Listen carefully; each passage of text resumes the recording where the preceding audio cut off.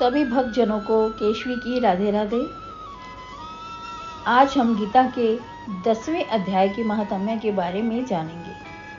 भगवान हरि बोले, हे कमलिनी, अब तुम गीता के 10वें अध्याय का महत्व श्रवण करो। इसके पश्चात से जीव परम पद को पाता है। कांचीपुरी में धैर्यवान नामक एक ब्राह्मण रहता था। वह मेरा भक्त होने के कारण मुझे परम प्रिय था। सदैव एकाग्र मन से वह सच्चिदानंद भगवान के ही ध्यान में लीन रहता था। इसी से वह शांत रीति का, दयावान, इंद्रिय संयमी, संपूर्ण शास्त्रों के तत्व का ज्ञाता था। जब वह मार्ग में चलता था तो उसे सहारा दिया करता था। यह देखकर शिव जी के गण भृंगी को विस्मय हुआ। उसने उनसे पूछा, हे दया निधान, इसने ऐसा कौन सा जप तक किया है जिसके फल स्वरूप ही श्री स्वयं इसकी चलने में सहायता करते हैं।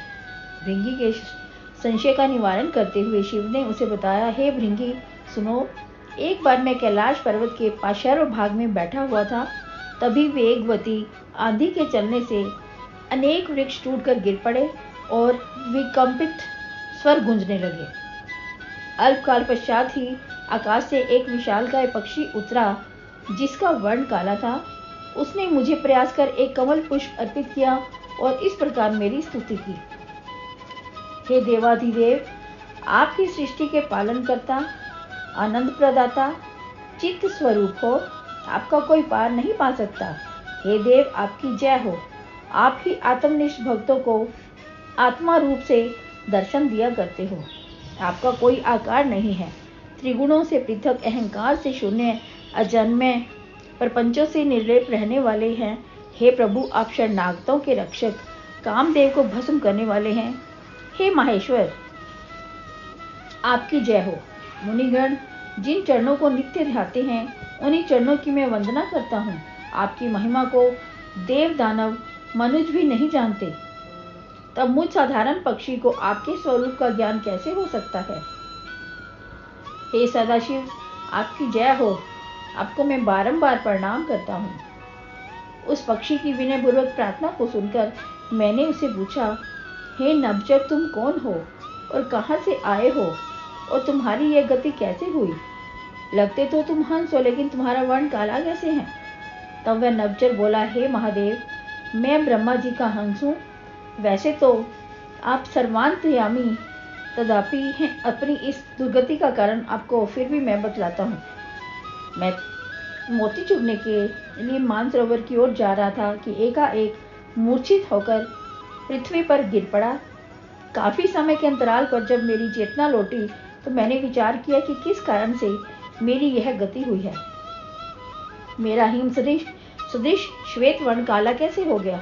मैं ऐसा विचार कर ही रहा था कि निकटवर्ती जलाशय से किसी का स्वर सुनाई दिया, हे हंस, उठो, तुम्हारे इस संशय का मैं निवारण करती हूँ। उस स्वर को सुनकर जब मैं उस जलाशय के निकट पहुंचा तो यह देखकर हतप्रभ रह गया कि यह स्वर एक कमलिनी का था। मैंने श्रद्धावत अपनी दुर्गति का कारण पूछा तो कमलिनी बोली, हे हंस, नभ मार्ग से जाते समय तुमने मुझे लांघ दिया था। इसी कृत्य के फल स्वरूप तुम पृथ्वी पर मूर्छित होकर गिर पड़े और तुम्हारा वर्ण भी काला पड़ गया। तुमको पृथ्वी पर गिरा देखकर मुझे दया आई और मैं बोल पड़ी। मेरे बोलने से, मेरे दुख से निकली गंध को सूंघने के कारण 60,000 भ्रमर भी मुक्त हो गए। हंस बोला, हे प्रभु, मैंने उस कमलिनी से पूछा, तुम्हें यह योनि किस प्रकार मिली। तब कमलिनी ने इस प्रकार बताया कि हे पक्षीराज, पिछले जन्म में मैं ब्राह्मण पुत्री थी। तब मेरा नाम कमलमुखी था। मैं संत जनों की सेवा किया करती थी। इसे मुझे पतिव्रत धर्म पालन में प्राय विलंब हो जाया करता था। एक बार मैं मैना को पढ़ा रही थी, तभी पति सेवा में विलंब के कारण पति देव ने मुझे मैना होने का श्राप दे दिया। मैं मैना के रूप में एक ब्राह्मण के घर रही। समय जैसे तैसे व्यतीत होता गया। उस ब्राह्मण के घर में मैं नित्य गीता के 10वें अध्याय के पाठ को सुना करती थी। उसके प्रभाव से मरण उपरांत मुझे अप्सरा की योनि मिली।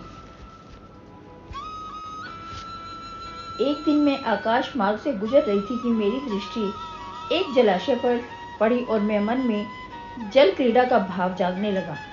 नीचे उतरकर मैं निर्वस्त्र होकर स्नान करने लगी। तभी वहां महर्षि दुर्वासा का आगमन हुआ।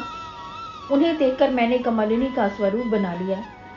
दुर्वासा इस बात को जान गए और उन्होंने मुझे 100 वर्ष तक इसी अवस्था में रहने का श्राप दे दिया। लेकिन गीता के 10वें अध्याय का मुझे स्मरण बना रहा। उसके प्रभाव से मैं बोल सकने में समर्थ हूँ, लेकिन अब मेरा वह समय समाप्त हो चुका है। हे पक्षीराज, तुम भी 10वें अध्याय का श्रवण करो, इससे तुम्हें अवश्य मुक्ति मिलेगी। इतना कहकर उसने मुझे इस अध्याय का श्रवण कराया और अंत में मुझे यह पुष्प दिया, और जो कि मैंने आपको अर्पित कर दिया है। हे भृंगी, इस प्रकार अपना वृत्तांत बताकर उस हंस ने अपना शरीर त्याग दिया। अगले जन्म में वही हंस यह श्रेष्ठ ब्राह्मण हुआ। अब यह भगवान चतुर्भुज के ध्यान में ही लीन रहता है। यह प्रेम पूरित भाव से जिस किसी को भी देखता है, वह कितना ही दुरात्मा क्यों ना हो, उसकी मुक्ति हो जाती है। जीवन मुक्त होने के कारण ही इस ब्राह्मण को श्री हरि अपने हाथों का सहारा देते हैं। भगवान बोले, हे देवी, गीता के इस 10वें अध्याय का यदि कोई प्राणी श्रवण मात्र भी करता है तो उसे चारों आश्रमों के धर्म पालन का फल मिलता है। तो भक्तजनों, यह था गीता के 10वें अध्याय का महात्म्य। गीता के 11वें अध्याय के महात्म्य में आपसे फिर से मुलाकात होगी। तब तक केशवी को आज्ञा दीजिए। राधे राधे। हरे कृष्णा, हरि बोल।